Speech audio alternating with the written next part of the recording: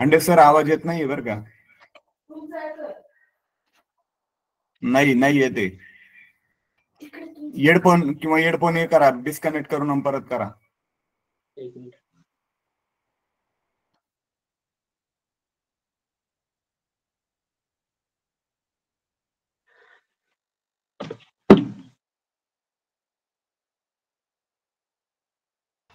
आता बोला बरं. हॅलो. हो आता येतोय, आता येतोय. राहू द्या असंच, येतोय स्पष्ट आवाज. हा येतोय सर आता आवाज? हो येतोय येतोय, बोला. हा ओके. तर आजचा आपला घटक आहे कालमापन. कालमापन हा घटक आपण यापूर्वी अभ्यासलेला आहे. आज आपण वेगवेगळे प्रश्न घेऊन परीक्षेसाठी त्या प्रश्नांचा सराव करणार आहोत. कोणत्या ठिकाणी आपल्याला अडचणी येतात, हे आपण कशी सोडवल्या पाहिजे, याचा आपण या घटकामध्ये अगदी बारकाईने प्रश्नांच्या साहाय्याने आपण तो अभ्यास करणार आहोत. फक्त हा घटक शिकवताना आपल्याला त्याविषयी काही महत्वाच्या गोष्टी आहे त्या सुरुवातीला मी सांगते, आणि त्या गोष्टी झाल्यानंतर आपण प्रश्न आणि त्या प्रश्नाचा अभ्यास करताना परीक्षेसाठी आपण ती तयारी कशी करावी, किंवा तो प्रश्न आपण कसा समजून घेतला पाहिजे, कशा पद्धतीने सोडवला पाहिजे, याचा आपण त्या ठिकाणी विचार करणार आहोत.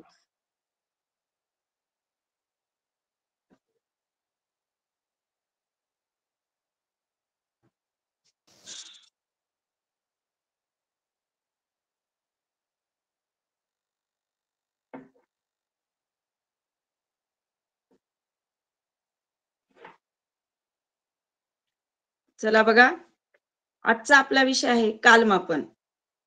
गणितामधला हा घटक आहे. आणि कालमापन या संदर्भामध्ये अगदी छोटे छोटे प्रश्न घेऊन या प्रश्नांद्वारे आपल्याला कशा पद्धतीने सराव करता येईल. आता बऱ्याच विद्यार्थ्यांना माहिती आहे की वेळ मी पटकन सांगू शकतो किंवा मी करू शकतो. आता हे प्रश्न जेव्हा सोडवतो आपण त्यावेळेस आपल्याला कॉन्फिडन्स तर असलाच पाहिजे, पण हा कॉन्फिडन्स करताना आपलं उत्तर बरोबर कसं येणार आहे किंवा तो प्रश्न आपण बरोबर सोडवलाय का, याचा सुद्धा विचार आपण त्या ठिकाणी केला पाहिजे. बघा आता पहिला प्रश्न आहे, अगदी छोट्या छोट्या प्रश्नांतून काठिण्य पातळीच्या प्रश्नाकडे आपण जाणार आहोत. अगदी छोटे प्रश्न आहेत आणि छोट्या प्रश्नातून काठिण्य पातळीचे प्रश्न आपण त्या ठिकाणी घेणार आहोत. बघा पहिला एकदम साधा प्रश्न आहे, 6 तास बरोबर टिंब टिंब मिनिटे. आता याची जेव्हा आपण मिनिटे करणार आहोत त्यावेळेस आपल्याला 6 तास म्हणजे याचा बेसिक आपल्याला माहिती आहे, एका तासामध्ये किती मिनिट असतात. मग साधारणतः हुशार विद्यार्थी काय करतात, तोंडी उदाहरण सोडवतात आणि तोंडी उदाहरण सोडून त्याचं उत्तर अगदी इझिली काढतात. पण आपण हुशार जरी असलो किंवा आपण ते भरभर करत जरी असलो तरी आपलं डोकं त्या ठिकाणी शांत ठेवून अगदी आपला प्रश्न अचूक आपण उत्तर कसं काढणार आहे. आता बरेचशी मुलं काय करणार, पटकन त्याचं उत्तर त्या ठिकाणी सांगून टाकणार. तर काही विद्यार्थी काय करणार, 60 आणि त्याला मल्टिप्लाय 60 करणार आणि हे उत्तर अगदी ते काय करणार, त्याचा गुणाकार करून आणि मग ते उत्तर त्या ठिकाणी लिहिणार. पण ज्या विद्यार्थ्यांना शक्य आहे ते तोंडी करू शकता किंवा त्या ठिकाणी लिहू शकता. आता हाच प्रश्न आहे. प्रश्न मी लिहिलेला नाहीये, पण प्रश्न फक्त सांगते की आपल्याला या ठिकाणी मिनिटे दिलेत. 300 मिनिटं दिलेत. 300 मिनिटे बरोबर टिंब तास आपल्याला त्या ठिकाणी सांगितलं. तर त्यावेळेस फक्त याच्या उलट क्रिया आपली त्या ठिकाणी झाली पाहिजे. म्हणजे आपल्याला 300 मिनिट त्याचे तास करताना आपल्याला त्याला 60 ने भाग द्यायचा आहे आणि 60 ने भाग दिल्यानंतर आपल्याला त्याचे तास त्या ठिकाणी आपण करणार आहोत. आता भाग देण्याच्या पद्धती प्रत्येकाच्या वेगळ्या असतात. त्याच पद्धतीने आपण त्याचा वापर करणार आहे. आता हा घटक जरी मी या ठिकाणी शिकवला, पण तुमच्या सरांनी किंवा तुमच्या मॅडम यांनी तुम्हाला जी पद्धत सांगितलेली आहे, ती पद्धतच त्या ठिकाणी तुम्ही वापरणार आहात. कारण जर ऑन दी स्पॉट आपण पद्धत बदलण्याचा जर प्रयत्न केला, तर आपलं उत्तर त्या ठिकाणी चुकू शकते. म्हणून आपण शक्यतो आपल्या मॅडम किंवा सर यांनी आपल्याला जी पद्धत सांगितली, त्या पद्धतीने ते सोडवण्याचा प्रयत्न करायचा आहे. फक्त आपल्याला जेव्हा शिष्यवृत्तीमध्ये यश मिळवायचं असतं, त्यावेळेस आपलं डोकं शांत आणि वेग हा जास्त असला पाहिजे. कधी-कधी आपण खूप शांततेने विचार करतो आणि त्यावेळेस आपण शांत डोक्याने विचार करता तो वेग पण आपला कमी होऊन जातो. म्हणून शिष्यवृत्तीमध्ये ज्याला यश भरभरून मिळवायचे, त्याचा वेग जास्त असला पाहिजे आणि त्याचं डोकं मात्र त्या ठिकाणी शांत ठेवलं पाहिजे. आता आपला हा सोपा प्रश्न आहे. म्हणून आपण तो प्रश्न आता पुढच्या प्रश्नाकडे जाऊया. बघा, पुढचा सुद्धा प्रश्न एकदम सोपा आहे. आपण म्हणतो, "अरे, इझिली मी हा प्रश्न सोडू शकतो." पण कसा सोडू शकतो बघा. 6 तास आणि 5 मिनिटे बरोबर टिंब मिनिटे असा प्रश्न आहे. आता जेव्हा आपण हा प्रश्न सोडवतोय, त्यावेळेस आपलं लक्ष त्या प्रश्नाकडे असलं पाहिजे, की मला शेवटी काय विचारले. जर मला मिनिटे विचारले, तर मी हा मिनिटे तशीच ठेवणार आहे. आणि फक्त हे 6 तास आहे. त्या 6 तासाची मिनिटे मी करणार आहे. मग 6 तासाची मिनिटे आपल्याला 60 आहे. 60 ने 60 गुणिले 6 करून आपल्याला समजा 360 आहे आणि त्याच्यामध्ये प्लस हे 5 ॲड केले किंवा हे 5 जर मी मिळवले, तर माझे टोटल मिनिटे होतात 365 आणि मला ते मिनिटेच विचारले. सुरुवातीला मी पर्याय घेतलेले नाहीयेत. आपल्याला पर्यायाची सवय लागल्यामुळे आपण क्रिया करून पाहत नाहीये.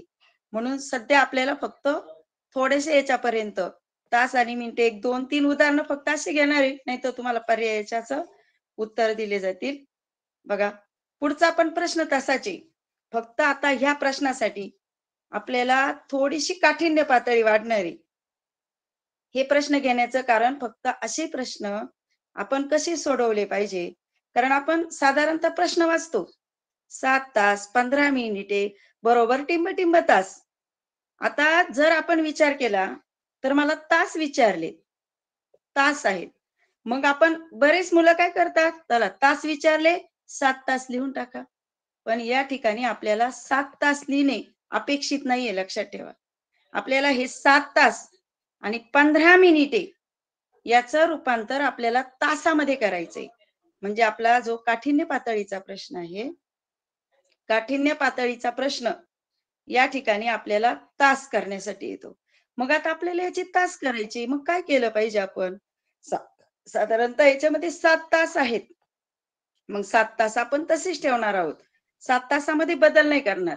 फक्त आपल्याला जे वरचे 15 मिनिटे आहेत, त्या 15 मिनिटाचे आपल्याला तास करणं गरजेचं आहे.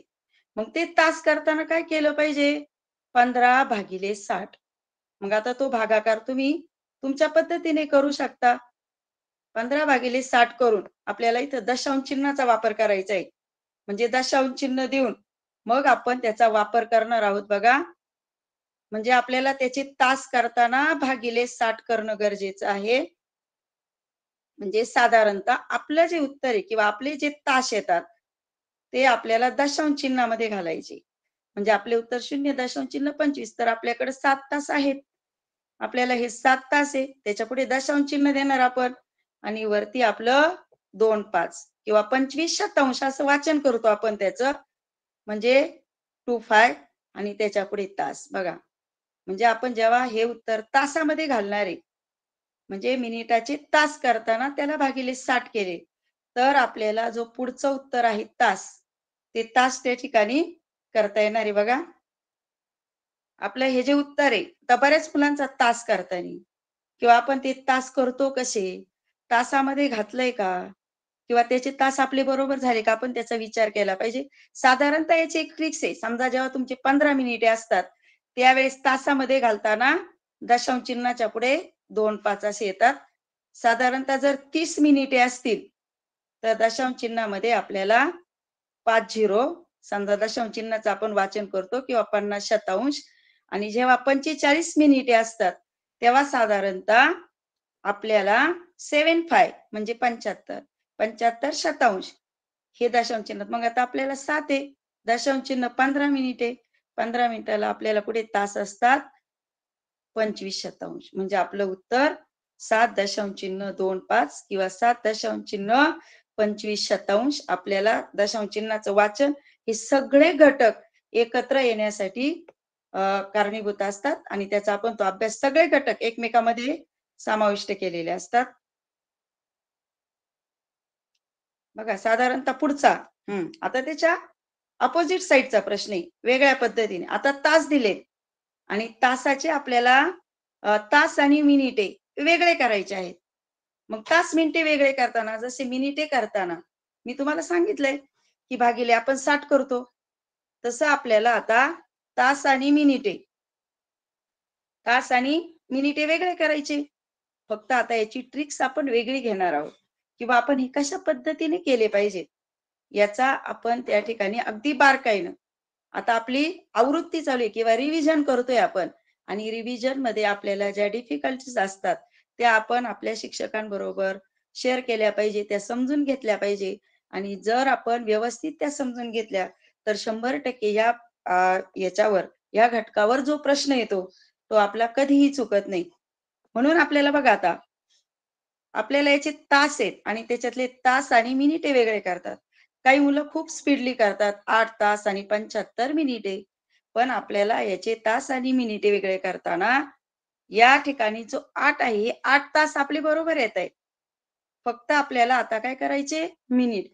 आता बघा 75 आहे, आता याची मिनिट करताना 75चा छेद बघा, दशांशापूर्णांक हा घटक ऍड होतो या ठिकाणी. म्हणजे आपल्या लक्षात आलं पाहिजे की आपल्याला प्रत्येक घटकाचा दुसऱ्या घटकासाठी उपयोग होऊ शकतो.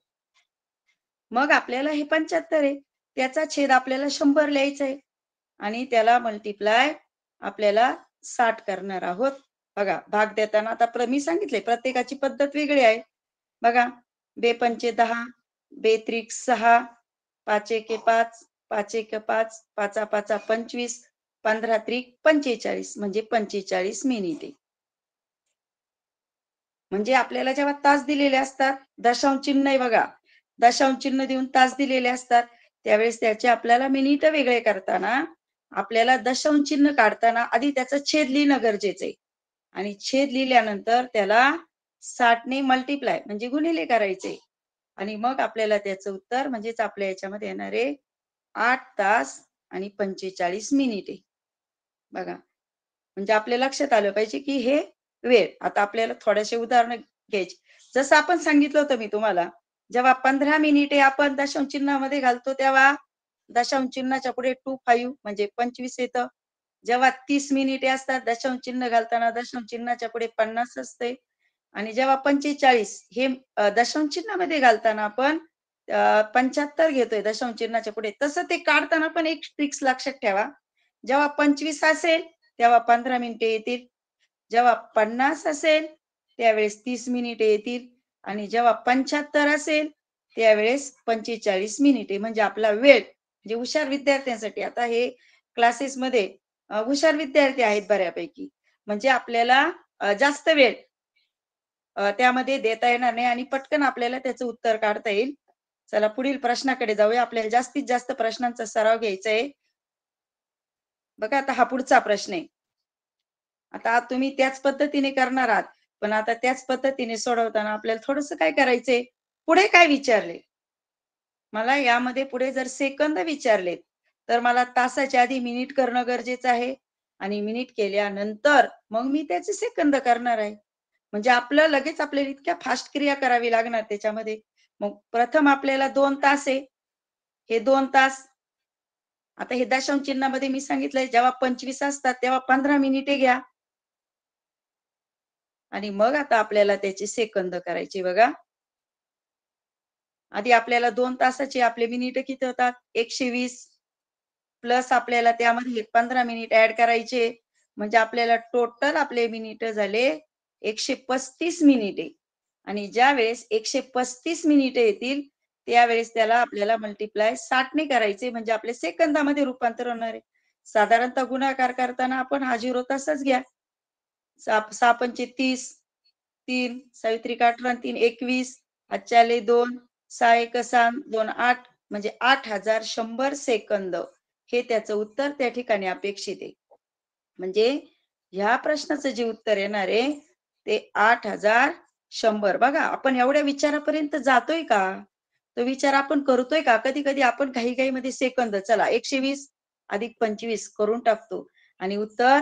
आणि सगळ्यात महत्वाचं कोणतंही उदाहरण सोडवताना त्याच्या शेवटी काय विचारले हे सगळ्यात महत्वाचं असतं. आणि ज्यावेळेस आपण त्याचा शेवट बघणार आहे त्यावेळेस निश्चितच आपण त्या उत्तरापर्यंत जाऊ शकतो. चला पुढील प्रश्न बघूया. बघा आता आता हे परीक्षेला आलेले प्रश्न आहे आपले. बघा 2024 च्या प्रश्नपत्रिकेमध्ये आलेला प्रश्न आहे. अतिशय सोपा प्रश्न आहे आणि तो प्रश्न आपण इझिली, त्याच्यासाठी आपल्याला तास मिनिटाची बेरीज. आणि ज्यावेळेस आपल्याला तास मिनिटाची बेरीज येईल ना त्यावेळेस तास आणि मिनिट हे शब्द लिहायला विसरू नका, म्हणजे आपला गोंधळ होणार नाही. ज्यावेळेस आपण तास आणि मिनिट हा शब्द लिहितो त्यावेळेस आपल्याला तास मिनिटाची बेरीज करताना मिनिटाचे तास करायचे हे आपल्या लक्षात येऊन जातं. पण जर आपण तो शब्द लिहिलाच नाही तर आपण घाईघाईमध्ये आपण जशी ऍडिशन करतो किंवा आपली सामान्य बेरीज जशी करतो तशाच पद्धतीची बेरीज आपल्याकडून होऊ शकते. म्हणून साधारणतः आपल्याला ही बेरीज पहा किती सोपा प्रश्न आहे. 2024च्या प्रश्नपत्रिकेमध्ये आलेला प्रश्न होता. तर मग आपण तास आणि मिनिट हे 2 शब्द लिहिण्यासाठी आपल्याला फार वेळ नाही लागत. समजा आपल्याला 12 तास आणि 18 मिनिटे, त्याच्यासाठी आपल्याला तास मिनिटाची बेरीज आणि वजाबाकी हे कन्सेप्ट आपले पूर्णपणे क्लिअर असले पाहिजे. आणि त्याप्रमाणे आपण ते पटकन, मी आताच तुम्हाला सांगितलंय की आपल्याला जेव्हा शिष्यवृत्ती किंवा आपल्याला ह्या परीक्षा द्यायच्या त्यावेळेस आपल्याकडे खूप स्पीड असला पाहिजे. पण फक्त स्पीड नाही तर त्याच्यासाठी शांत डोकं आणि जास्त स्पीड जर असेल तर आपल्याला पेपर अतिशय सोप्या पद्धतीने करता येतो. बघा आपल्याला मायनसचं उदाहरण दिलेलं आहे 6 तास 45 मिनिटे. आणि ज्या वेळेस आपण ही मायनस करणार किंवा वजाबाकी करणार आहे त्यावेळेस साधारणतः बरेच मुलांकडून चुका होतात की 8 मधून 5 गेले. पण याचा असं नाही, हे मिनिट जेव्हा वरती लिहिलेले असतात त्यावेळेस आपल्या लक्षात येतं की आपल्याला काय करायचंय. आणि ज्यावेळेस आपण ते मिनिट लिहितो त्यावेळेस आपल्याला 1 तास घ्यायचा असतो. म्हणजे 1 तास म्हणजे 60 मिनिटे प्लस हे 18 जर आपण त्याच्यात ऍड केले तर आपला 78 येणार आहे. आणि 78 मिनिटामधून आपल्याला 45 मिनिट वजा करायचे. 8 मधून 5 वजा केले तर 3 राहतात आणि 7 मधून 4 वजा केले तर 3 आणि 11 मधून 6 वजा केले तर 5, म्हणजे आपलं उत्तर येणार आहे 5 तास आणि 33 मिनिटे, म्हणजे पर्याय क्रमांक 2. बघा म्हणजे एकदम सोपं उदाहरण आपल्याला परीक्षेला आलेलं आणि सोप्या उदाहरणातून आपल्याला पटकन त्या ठिकाणी ऍडजस्ट करता येतं. बघा आता सगळ्यात छान किंवा अशी उदाहरण आहे का जे आपल्याला त्या ठिकाणी सोडवताना अडचणी येतात, त्याच्यासाठी आपल्याला याच्यातले हे उदाहरण वाचलं पाहिजे. पहा मपू म्हणजे काय किंवा मऊ म्हणजे काय. पहा मपू मध्यान्ह पूर्व आणि मऊ म्हणजे मध्यान्होत्तर, हे 2 शब्द.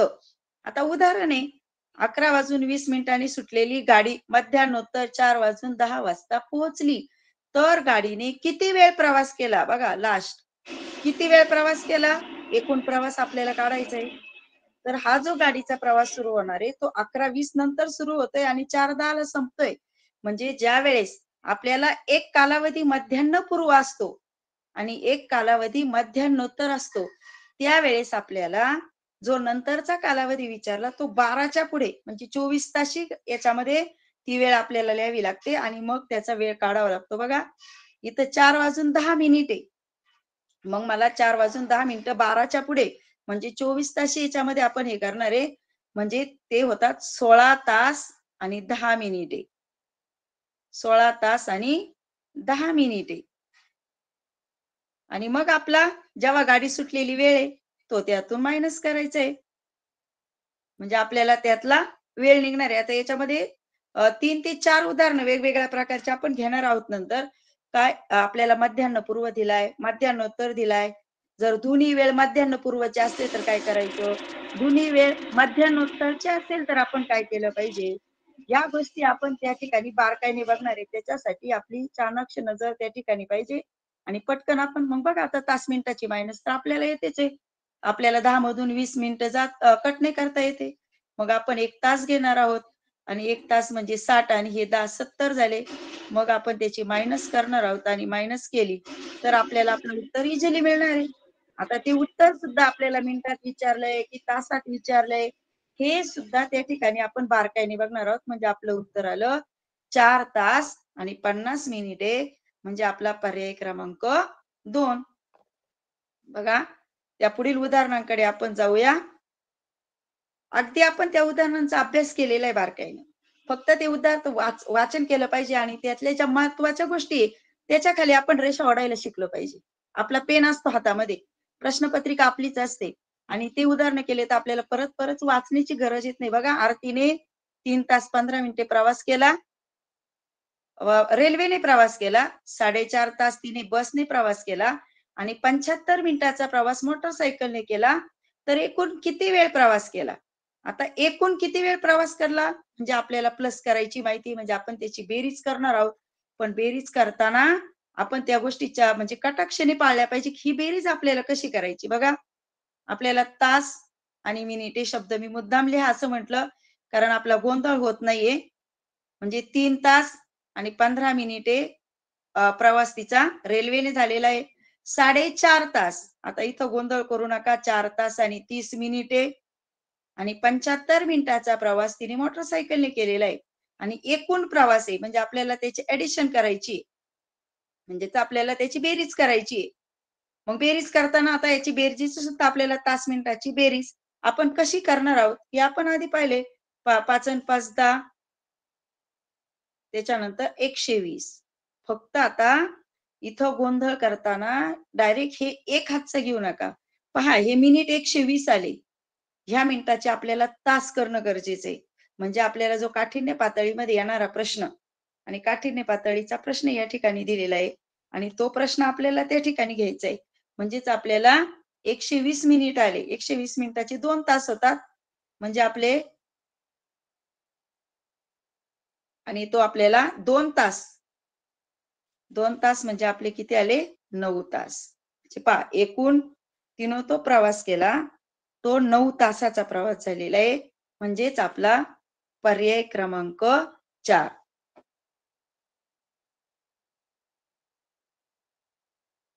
बघा पुढे आलेला प्रश्न आहे.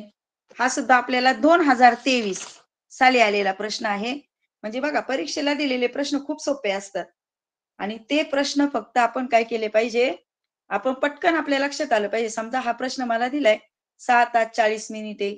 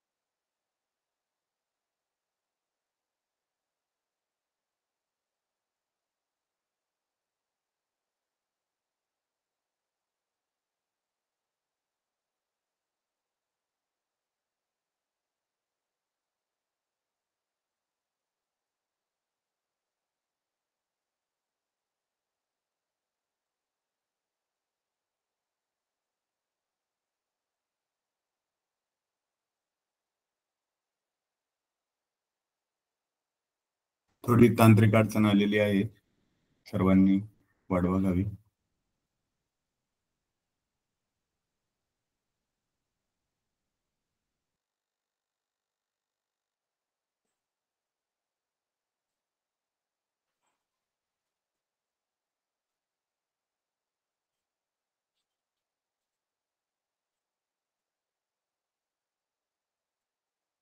स्टॉप करा ते. आवाज येतो सरांना विचारा.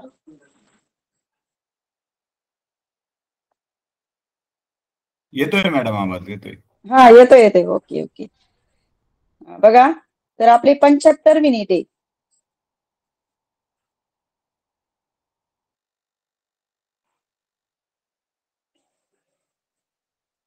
पंच्याहत्तर मिनिट. एक मिनिट, 10 मिनिट फक्त.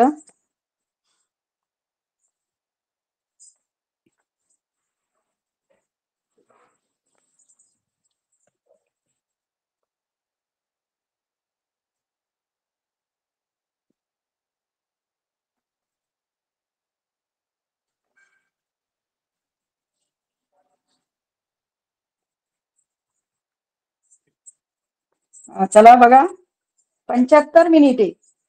आता आपल्याला या 75 मिनिटाच्या आधी आपल्याला तास, म्हणजे आपण तास मिनिट याची जी बेरीज शिकलोय, यातून आपल्याला 60 मायनस करून किती बघा उरतात, आणि तो 1 तास आपल्याला यामध्ये देऊन 9 तास आणि 15 मिनिट आहे. म्हणजे आपला पर्याय क्रमांक 4. त्यानंतर बघा, पुढचा प्रश्न आहे, मध्यानंतर 11 वाजता धनेश गाडीत बसला, तर 24 ताशी घड्याळाप्रमाणे किती वाजता गाडीत बसला? आता एकदम साधा प्रश्न आहे, सोपा प्रश्न आहे. आणि हा सोपा प्रश्न आपण अगदी काही सेकंदात तो सोडू शकतो. 11 वाजता बसलाय, 24 ताशी घड्याळ. मग आपल्याला मोजताना 12च्या पुढे 11, म्हणजे 12 मध्ये 11 मिळवायचे, म्हणजेच आपले 23 वाजता. हे उत्तर त्या ठिकाणी येणार. 24 ताशी घड्याळामध्ये मोजताना ते आपल्या लक्षात आलं पाहिजे. मध्यानंतर 12च्या नंतर, म्हणजे 12च्या नंतर आपल्याला त्याच्यामध्ये 11 मिळवले पाहिजे, आणि त्याच्यानुसार आपला प्रश्न त्या ठिकाणी सोपा जाणार आहे. आता बघा, एकदम छान असा प्रश्न आहे, आणि तो प्रश्न आपल्याला सोडवायचा आहे. की तो प्रश्न आपण कसा सोडवला पाहिजे किंवा काय केलं पाहिजे. बघा, एक घड्याळ दर तासाला 30 सेकंद मागे पडणारी घड्याळ सकाळी 7 वाजता योग्य वेळ दाखवते, तर सायंकाळी 5 वाजता कोणती वेळ दाखवेल? आपल्याला हे उदाहरण सोडवताना आपल्या लक्षात आलं पाहिजे की आपल्याला, बघा, हे उदाहरण सोडवायचे आपल्याला, आणि हे उदाहरण सोडवताना आपल्या लक्षात आलं पाहिजे की आपल्याला हे उदाहरण कसं सोडवायचे किंवा काय केलं पाहिजे. मग आता साधारणतः आपली वेळ आहे 7 वाजल्याची, आणि आपल्याला सायंकाळी 5, तो कालावधी आपण काढून घेतला पाहिजे. एक कालावधी मध्यान्हपूर्वचा आहे आणि एक कालावधी मध्यान्होत्तरचा आहे. आधी त्यातला कालावधी आपण काढून घेतला पाहिजे. जर आपण 5, हे 5 आपल्याला 12च्या पुढे मोजायचे, म्हणजे 17 वाजले 24 ताशी घड्याळाप्रमाणे, आणि त्यातून आपल्याला 7 वाजले तेव्हा 7 तास वजा करायचे. आणि आपण जेव्हा हे 7 तास वजा करतो त्यावेळेस आपल्याकडे 10 तास उरतात. आपल्याकडे 10 तास उरतात. आता साधारणतः एका तासाला 30 सेकंद मागे पडते ते घड्याळ. मग आपल्याला 10 तासामध्ये ते 300 सेकंद मागे पडणार. 300 सेकंद त्याचे मिनिट करून घ्या. बघा, 6 पंचे 30, म्हणजे 5 सेकंद झाले, 5 मिनिट झाले. मग आपल्याला ही वेळ जर 5 वाजले तर ते 5 मिनिट मागे पडणार आहे. म्हणजे त्यावेळेस आपल्या घड्याळाची जी वेळ असणार आहे ती आहे सायंकाळचे, बघा, 4:55. आता काही मुलांचे हे लक्षात आलं नाही की हे काय केलंय. परत एकदा सांगते बघा, आपल्याला एका तासाला 30 सेकंद मागे पडणारे घड्याळ, 7 वाजताची वेळ ती सकाळी योग्य दाखवली, पण त्याच्यानंतरचे जेवढे तास होणार आहेत त्या तासाला ते 30 सेकंद मागे पडणार आहे. मग आपला टोटल कालावधी किंवा आपले जे तास आहे ते आहे आपले 10 तास. मग 10 10 तासामध्ये 30 सेकंद एका तासाला, तर आपले 300 सेकंद झाले.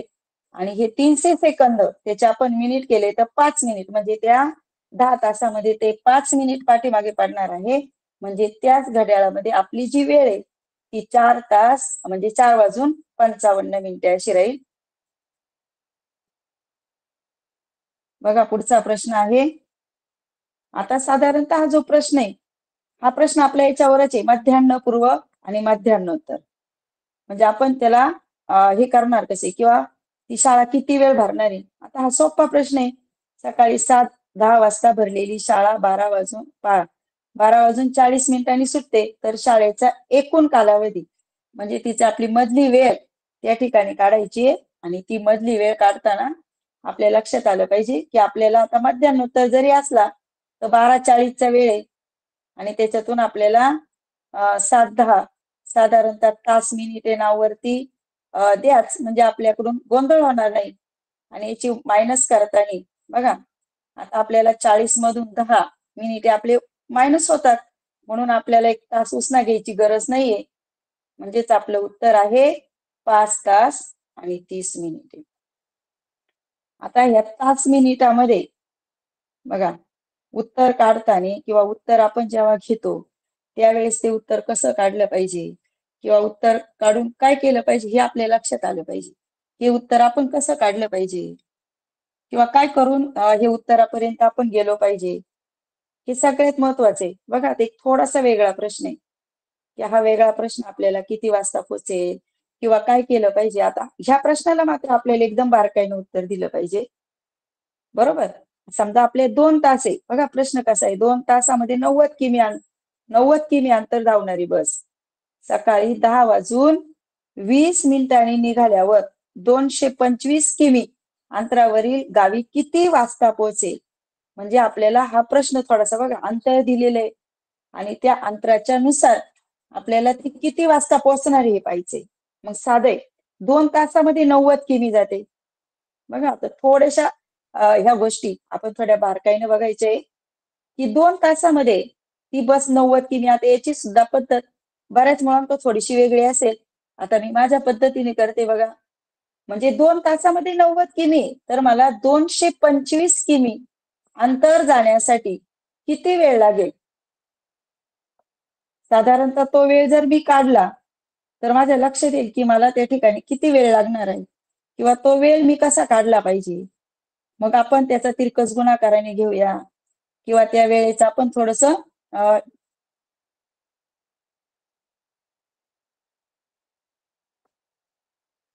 बघा, 2 गुणिले 225 भागिले 90, म्हणजे तुम्ही आधी एकाची किंमत काढता आणि एकावरून अनेकाची किंमत काढतात. अशाच पद्धतीने सोडवलेला हा प्रश्न आहे, आणि तो प्रश्न त्याच ठिकाणी आपण सोडवते बघा. आता साधारणतः आपल्याला त्याचा भाग देता आला पाहिजे, किंवा हे मिनिटामध्ये येणार आहे, किंवा ते तास आहे, त्या तासांचा आपल्याला त्याच्यामध्ये मिळवायचे का किती उत्तर आलं. मग पहा, साधारणतः आता तुम्ही भाग कसा पण देऊ शकता. भाग देताना तुम्हाला जो सोपा वाटेल त्याच्या पद्धतीने भाग द्या, म्हणजे पण आपल्या लक्षात येईल की आपल्याला हा भाग कसा दिला पाहिजे किंवा काय केलं पाहिजे.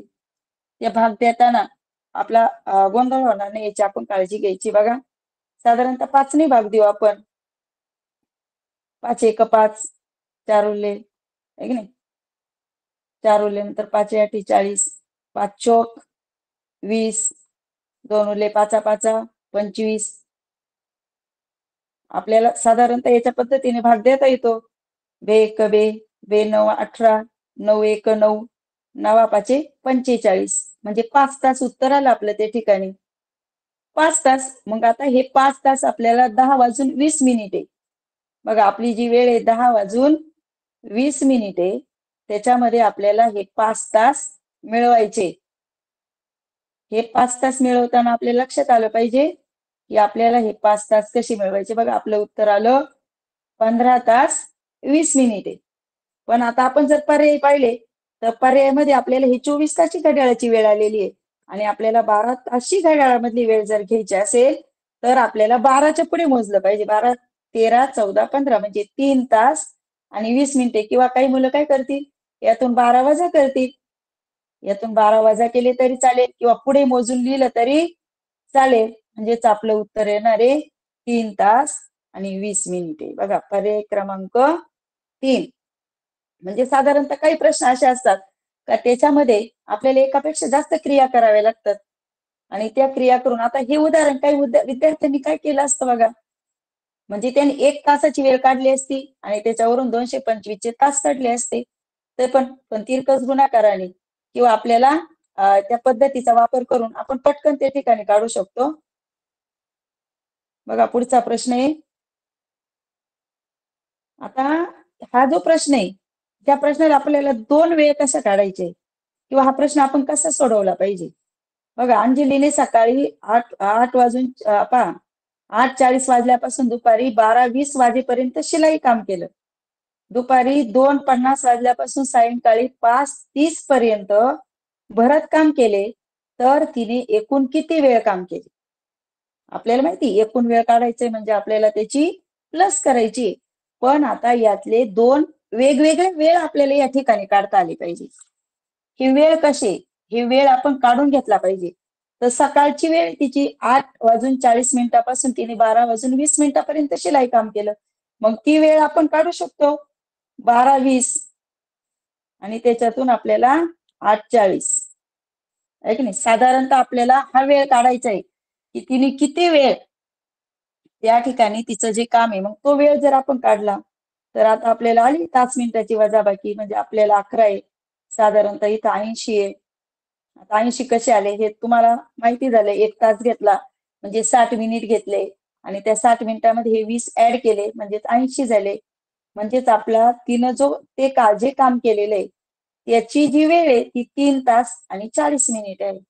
त्यानंतर परत तिनं मध्ये थोडी रेस्ट घेतली आणि दुपारी 2:50 पासून 5:30 पर्यंत काम केलंय. म्हणजे ती जी वेळ आहे ती मध्यान्नोत्तरची वेळ आहे. म्हणजे 2:50 दुपारनंतरची, 5:30 ती पण सायंकाळची. म्हणजे त्याला तुम्हाला 12च्या नंतर मोजण्याची गरज नाहीये.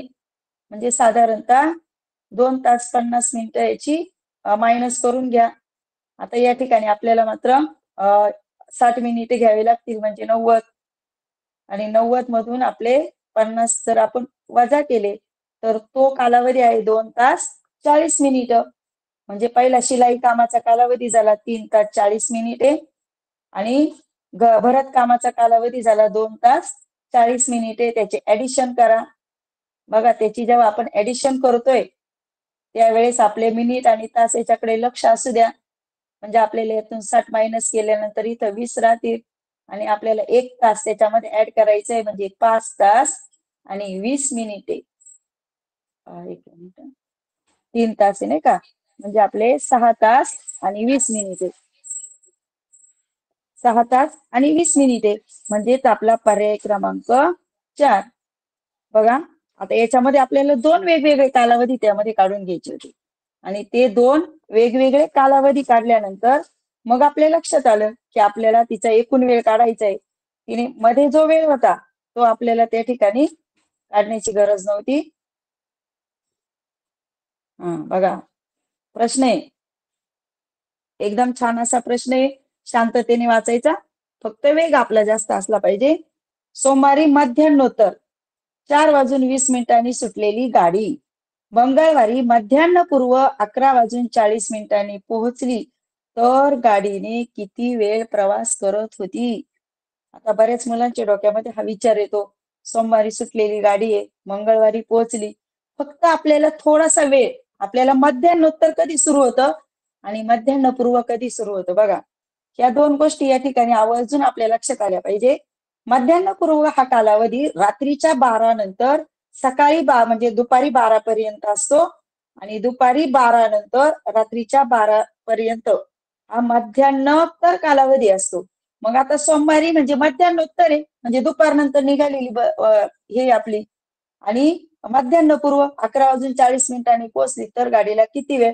मी तुम्हाला सांगितल्याप्रमाणे आपल्याला आता हा जो वेळ मोजायचा आहे हा मध्यान्हपूर्वचा वेळ आपल्याला 12च्या पुढे मोजायचा आहे. मग आपण 12 जर आपण त्यामध्ये ऍड केले तर आपले होतात 23 तास आणि 40 मिनिटे. 23 तास 40 मिनिटे आणि ती निघाली कधी होती 4:20 20 मिनिटांनी. तर गाडीतले किती वेळ प्रवास केला, आपल्याला तिच्या प्रवासाचा वेळ काढायचा आहे. आणि हा प्रवासाचा वेळ त्या ठिकाणी काढताना आपल्या लक्षात आलं पाहिजे की हा प्रवासाचा वेळ आता सोपा आहे बघा. आता ही तास मिनिटाची मायनस आपण करतोय हे मात्र आपल्या लक्षात आहेच आहे. मग 40 मध्ये 20 म्हणजे आपल्याला तास घ्यायची गरज नाहीये. आणि आपल्याला याची सुद्धा जर आपण मायनस केली तर आपल्या पद्धतीने मायनस आपण ही करू शकतो. आणि आपल्या लक्षात येतं की आपला हा जो कालावधी आहे, हा जो कालावधी तो किती झाला? पर्याय क्रमांक 1, 19 तास आणि 20 मिनिटे. अशा प्रश्नांना थोडस फक्त आपल्याला विचार करावा लागतो की आता मध्यान्हपूर्व म्हणजे 12च्या पुढे मी कोणाला मोजू, की 12च्या पुढे हा कोणता कालावधी मी धरला पाहिजे. पण याचा एक विचार तुम्हाला मी सांगितलाय, साधारणतः जी आधी वेळ दिलेली असते तिच्यानंतर शेवटी जी वेळ आहे ना साधारणतः तिला मोजा. तुम्ही तो आधी त्या प्रश्नाचा अर्थ समजून घ्या की मला त्याच्या पुढे जी वेळ मोजायची त्याच्यातून मला तो कालावधी कसा काढायचा आहे. आणि हा कालावधी काढताना मग आपल्या पूर्णपणे लक्षात येतं की आपण हा प्रश्न कसा सोडवला पाहिजे. आणि छान आणि शांतपणे आपण हा प्रश्न सोडवू शकतो बघा. म्हणजे एकदम प्रश्न सोपाच असतो, तोच असतो कालावधीचे. फक्त आपल्याला काढायचा आहे त्याचा मिनिटामध्ये दिलेली वेळ. सकाळी 10 वाजता सुरू झालेलं संमेलन 3:30 वाजेपर्यंत चालते. 40 मिनिटाचा मध्यंतर होता, तर मध्यंतर सोडून संमेलन किती मिनिटे चालले. आता हा सुद्धा प्रश्न म्हणजे आपल्याला आधी कालावधी काढून घेणं गरजेचं आहे. मग तो आता इथं 2 कालावधी आले का ते पाहून घ्यायचं. आपल्या नजरेत लगेच लक्षात आलं पाहिजे का हा मध्यान्हपूर्व आहे आणि हा मध्यान्होत्तर आहे. मग आपल्याला या कालावधीला आपल्याला 12च्या पुढे मोजायचे म्हणजे 15 तास 30 मिनिटे. 15 तास आणि 30 मिनिटे. आणि त्यातून आपल्याला 10 वाजून 10 मिनिटे हा कालावधी काय करायचंय? वजा करायचंय. म्हणजेच आपल्याला किती येतात? 3 तास 20 मिनिटं ते संमेलन चाललंय. पण त्याच्या 5 तास 20 मिनिटे संमेलन चाललेलं आहे.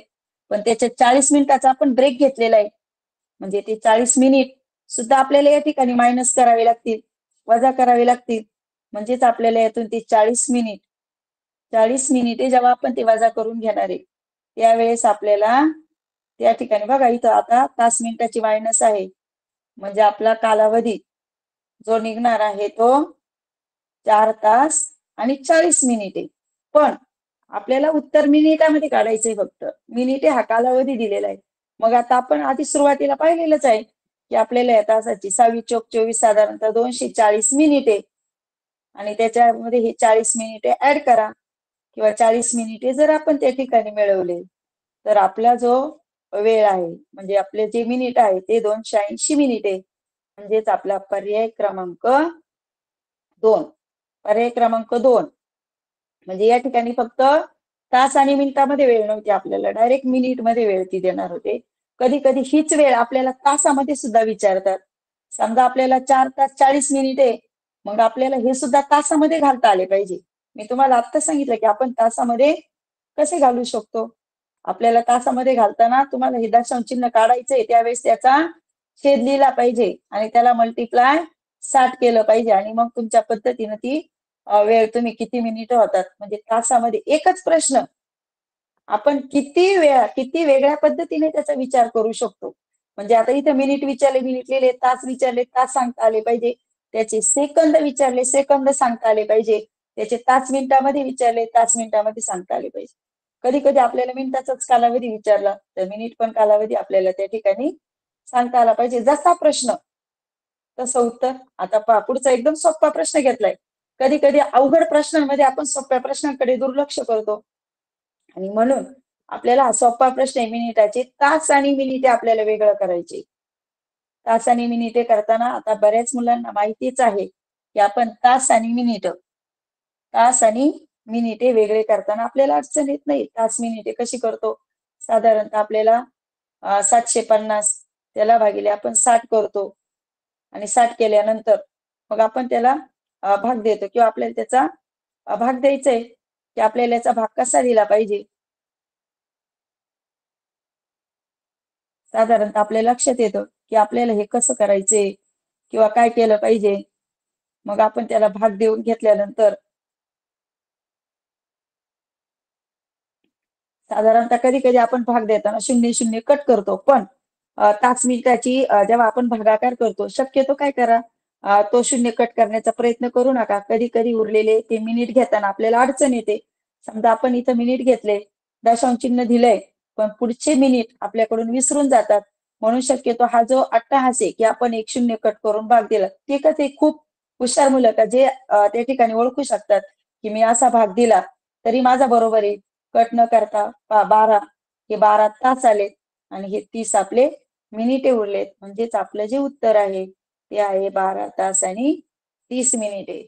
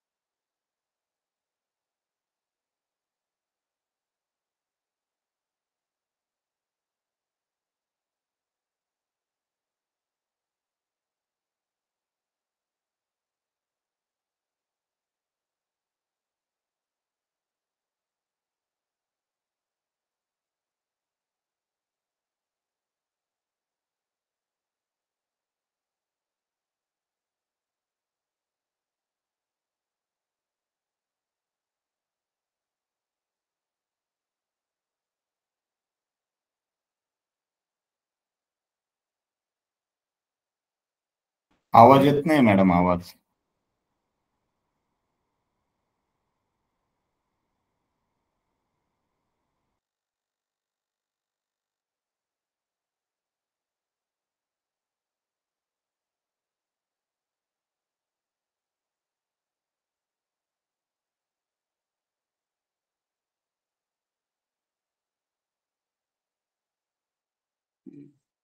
शेअर करा.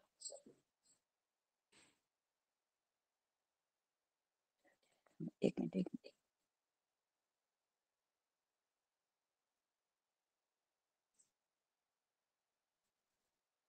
सर आवाज येतोय आता? होय, येतोय येतोय. हा, ओके.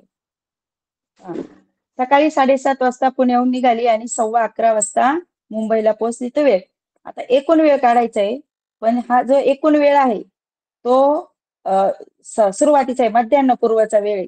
त्याच्यामुळे आपल्याला या ठिकाणी 12च्या पुढे मोजण्याची गरज नाहीये. 11:15 म्हणजे 11:15 आणि वजा 7:30 म्हणजे आपल्याला किती वेळ लागला हा वेळ त्या ठिकाणी लगेच काढता येते बघा.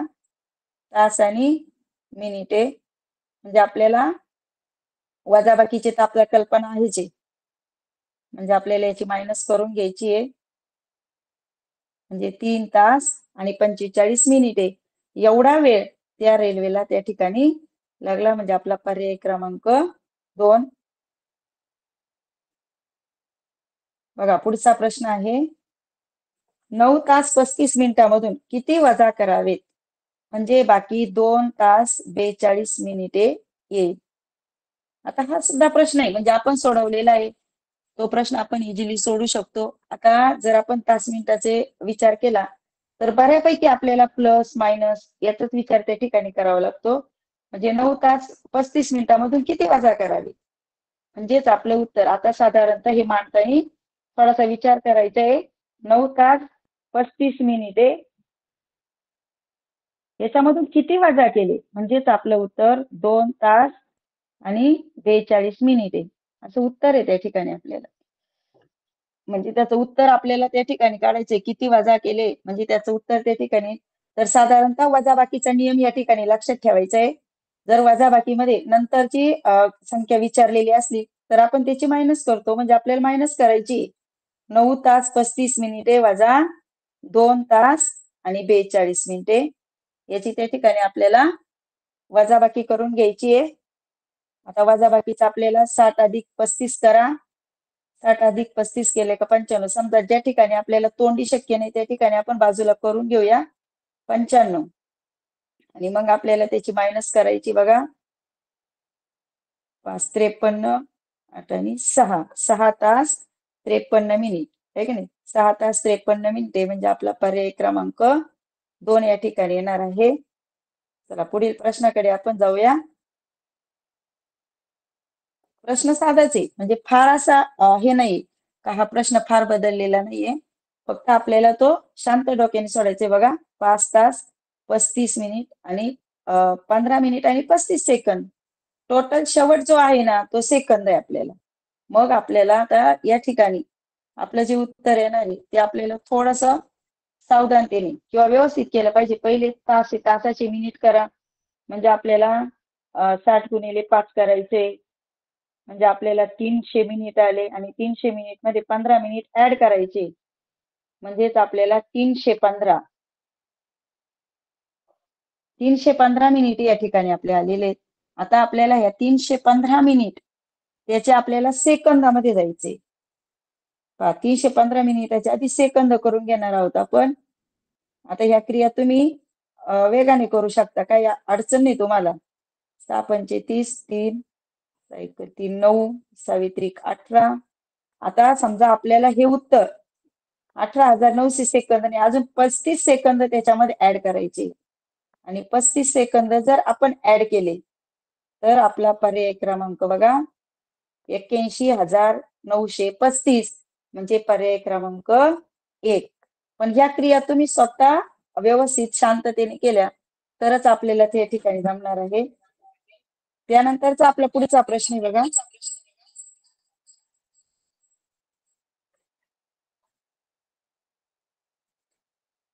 हा 1 मिनिट उलट झालं नाही का. चला पुढे पहा. 3.5 दिवसाचे मिनिट किती. आता 3.5 दिवस आपल्याला एका दिवसाचे तास माहितीये. आता हे 3.5 दिवस बरेच जण आपल्या आपल्या पद्धतीने करणार. काही जण 3 दिवस घेणार, 24 गुणिले 3 करणार, त्याच्यानंतर वरच्या अर्ध्या तासाचे आणि मग मिनिट आणि त्याचे मिनिट त्या ठिकाणी तासाची मिनिट करणार. आणि काही जण कसे करणार 3.5 म्हणजे 3.5 लिहिणार आणि त्याला 24 ने काय करणार मल्टिप्लाय करणार. 24 ने मल्टिप्लाय केलं का तुमचे दिवस त्या ठिकाणी तुम्हाला परत अर्धा दिवस घेण्याची गरज नाही. साधारणतः तुम्ही याचा हे करून घ्या, म्हणजे तुमच्या लक्षात येईल. आपल्याला आता दशांश अपूर्णांकाचा गुणाकार त्या ठिकाणी आपण शिकलोच आहे. मग आपल्या लक्षात येतं की आपल्याला हे उत्तर कसं काढायचं. जेवढे सोप्या पद्धतीने तुम्ही जाल तेव्हा चुका कमी होण्याची शक्यता कमी असते. म्हणजेच आपले त्याचे किती झाले, हे 84 काय झाले आपले तास. हे 84 आपले तास आहेत. हे 84 तास आहेत आणि त्या 84 तासाचे आपल्याला मिनिट करायचे, म्हणजे 84 गुणिले आपल्याला 60 करणं गरजेचं आहे. 84 गुणिले 60, 84 गुणिले 60 आपल्या पद्धतीने आपण करून घेऊ शकतो. म्हणजेच आपलं उत्तर किती आलं बघा 5040. 5040 मिनिटे या ठिकाणी हे उत्तर अपेक्षित आहे. 5040 म्हणजेच 5040 मिनिटे म्हणजेच पर्याय क्रमांक 4. यानंतर पुढचा प्रश्न आहे बघा.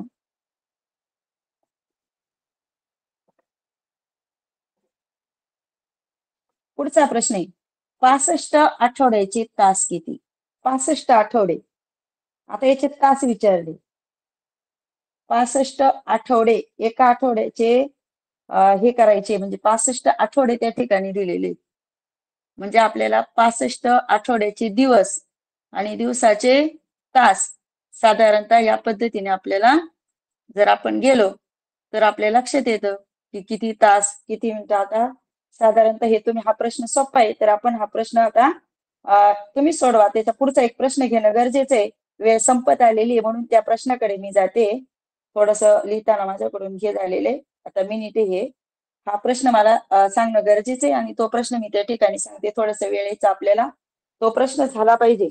बघा, आता हा प्रश्न आपल्याला जेव्हा येतो ना त्यावेळेस आपला गोंधळ होतो की आपल्याला काय करायचंय किंवा आपण काय केलं पाहिजे. या प्रश्नातला फरक आहे पहा, 4.5 तास आहे आणि पुढे 45 मिनिटे, यातला आपल्याला फरक काढायचा आहे.